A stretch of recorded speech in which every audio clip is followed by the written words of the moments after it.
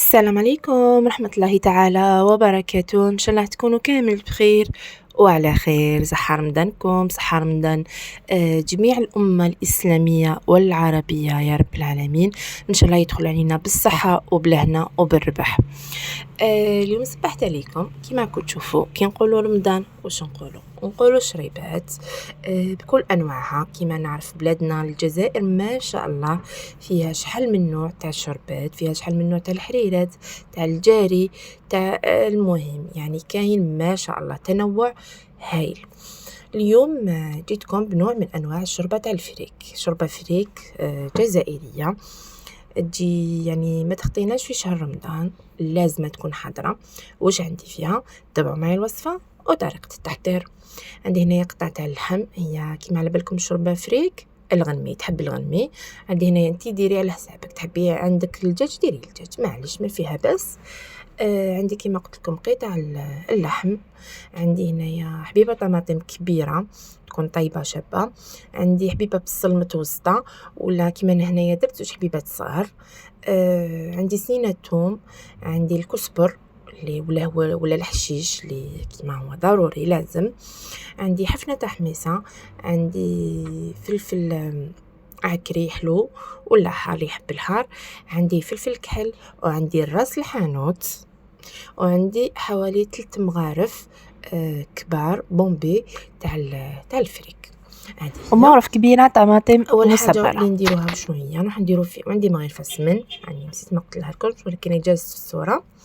واش نديرو اول حاجه في قدره ولا في كيما نستعمل تاع الطين هاكو على بالكم، درتها في قناه سخون، زدت عليها مغرف ماشي معمره مليح تاع السمن كيما على زدت عليها واحد المغرف ولا زوج تاع الزيت.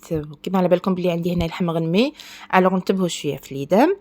وهنايا واش عندي هذيك الحبيبه تاع الطماطم مع هذيك الحبيبه ولا زوج حبيبات صغار تاع البصل مع الكزبر ناخذوا هذاك من الجهه التحتانيه مع سنينه الثوم. هادو كامل نروح نديروهم في الروبو ونرحوهم حتى نتحصلوا على هذاك الخليط اللي كشتوه مرحي.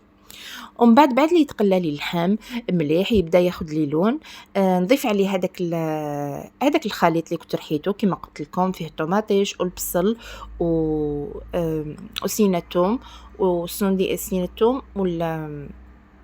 والكزبر الاغصان التحتانيه مع شويه من الفوق، نرحوهم كامل ونضيفهم فوق هذا الخليط يتقلاو لي مليح. هنا بعد يتقلاو شويه ويبداو يدبالوا. واش ندير هنا ما درتش فوق النار يعني باش تسهل لي التصوير. انا راني قدامكم هنا كنت قليتها ديجا شويه. ومن بعد واش ندير مغرف كبيره طماطم مصبره. عندي هنايا كما كنتو شفتوا حفنه تاع الحميصه. عندي هذاك الفلفل العكري والفلفل حار اللي يحب وفلفل كحل وراس الحانوت، نديرو كامل مغرف صغيره.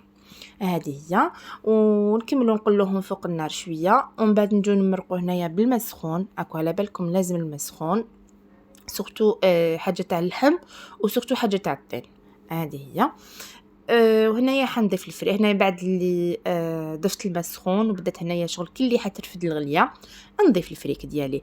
كيما هنايا انا هاد الكميه اللي راكم شفتوها راني حندير 3 مغارف كبار فريك، يعني هو غراف ماشي معمر. ولا 3 مغارف تحبوا تكيلوا بالمغرف للمبتدئات صغيرات، 3 مغارف كبار. هنا لا تحبوا الشوربه تاع يومين وكنتوا عائله صغيره هاد الكميه تكفيك تشد لك يومين.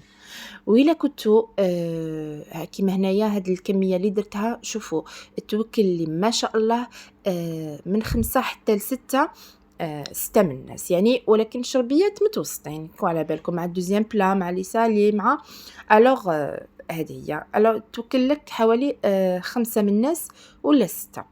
هذه هي. وهنا بعد اللي غلات وطابت هنا شوفوا ما تاخذوش هنا الصوره راهي مسرعه، انا راهي خدات لي قريب 6 سوايع وهي فوق النار ولكن على نار قليله. اصلا كي كنت نقلي فيها اخذت لي حوالي بعد ما قليتها فايت نص ساعه وهي تتقلى على نار قليله. ومن بعد مرقت وغطيت عليها عفوا وخليتها. مي بصح بالك تنسيها على بالكم بلي الفريك يهبط لتحت ويلصق. منين داك روحي فقديها وحركيها. هذه هي ما تغفليش عليها. طابت في غردها. بعد اللي طابت كيما كنت شفتوا رميت لها دوك زوج ريسان تاع الحار. ورميت لها هذيك الحفنه تاع الكزبر وكيما راكم تشوفوا هنايا زدت عليها من الفوق نعناع يابس، هذه اختياري. وهاي اللي تشوفوا الشريبه فريك بعد اللي تعبت وتقعدت، شوفوها كيفاه جات ما شاء الله يعني. هاكو تشوفوا. دوك نوري لكم هنايا برك القوام كيفاه جات. هذه هنا، هذا واش كان عندنا حبيباتي لنهار اليوم. ان شاء الله كانت عجبتكم طريقتي في شريبه فريك. نتمنى انه كنت خفيفه ظريفه عليكم. وش نقول لكم، صحه فطوركم وتهلاو في روحتكم وفي صحتكم، وما تنساوش الجام والاشتراك في القناه الى كنتم ما كنتوش مشتركين فضلا وليس امرا حبيباتي. والى فيديو قادم باذن الله. سلام، صحه فطوركم.